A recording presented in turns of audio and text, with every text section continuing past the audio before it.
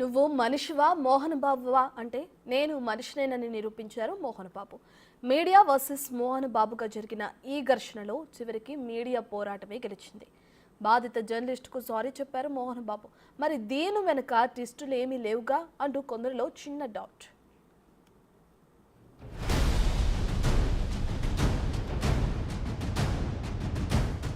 మోహన్ బాబు ఎంత స్ట్రిక్ట్ అంటే జీతం టైంకి తీసుకోలేదని ఆఫీస్ బాయ్ని జాబ్లోంచి తీసేసేంత ఆయన డిసిప్లిన్కి అంతటి పేరు ప్రతిష్టలున్నాయి.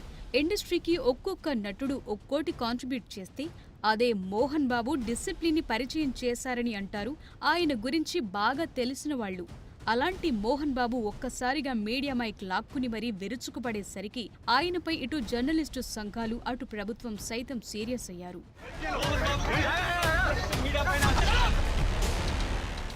మీడియా ప్రతినిధిపై దాడి తరువాత ఆసుపత్రిలో చేరిన మోహన్ బాబు ఆపై డిశ్చార్జ్ అయి కనిపించకుండా పోయారనే టాక్ స్ప్రెడ్ అయింది. తానేం పారిపోలేదని, ఇంట్లోనే వైద్యుల పర్యవేక్షణలో ఉన్నానని, తనపై వస్తున్న వార్తల్లో ఎంతమాత్రం నిజం లేదని అన్నారాయన.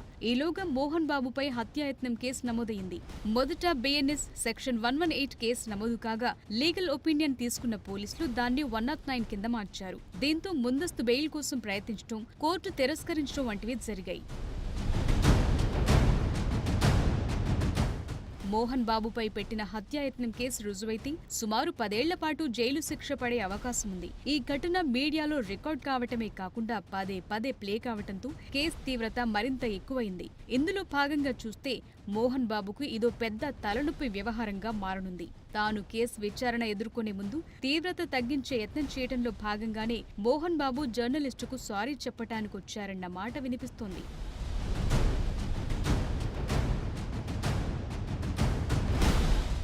అందువల్లే మోహన్ బాబు ఒక ప్రైవేట్ ఆసుపత్రిలో చికిత్స పొందుతున్న బాధిత జర్నలిస్టును పరామర్శించి సారీ కోరారని, ఈ సందర్భంగా మోహన్ బాబు గాయం బాధేంటో తనకు బాగా తెలుసని, జర్నలిస్టు త్వరగా కోలుకోవాలని అన్నారు. తనపై జరిగిన దాడిపై జర్నలిస్టు సమాజం మొత్తం అండగా నిలిచిందని, ఆ క్షమాపణేదో మీడియాకే చెప్పాలని బాధితుడు చెప్పటంతో మోహన్ బాబు మీడియాకు బహిరంగ క్షమాపణ చెప్పారు.